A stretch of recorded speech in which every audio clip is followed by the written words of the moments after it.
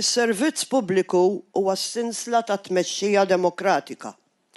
Wieħed mill-gwardjani tal-governanza tajba u huwa għalhekk illi l-uffiċjali jridu jkunu onesti, integri u fuq kollox leali lejn il-pajjiż u lejn Hekk iddikjarat il-President ta' Malta Miriam Spiteri De Bono waqt id-diskors tagħha fl-loti tar-rikonoxximent tas-servizz pubbliku fejn qalet li l-uffiċjali tas-servizz pubbliku fl-operat tagħhom għandhom jissodisfaw l-obbligi tagħhom lejn l-Istat u l-poplu u għalhekk iridu jitmexxew mill-bon sens u l-kawtela. Apparti minn hekk il-President qalet li l-uffiċjali tas-servizz pubbliku iridu jkunu sodi, imparzjali u bl-ebda mod politikament partiġjani.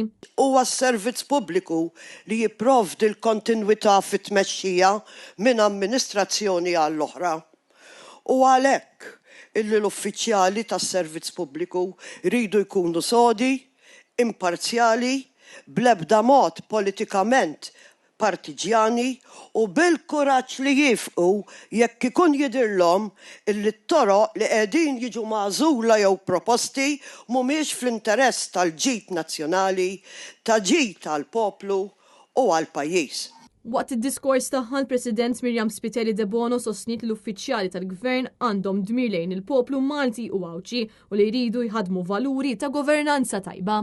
L-uffiċjali tas-servizz pubbliku għandhom dmir lejn il-poplu Malti li jagħtu servizz bbażat fuq il-valuri tal-governanza tajba, l-inklusività, responsabbiltà soċjali, teamwork, imparzjalità u fuq kollox lealtà.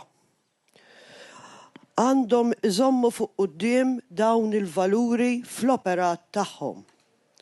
Il-kwalità tas-servizz trid tkun ta' livell għoli, professjonali u konsistenti. Giulia Falzon għal Net News.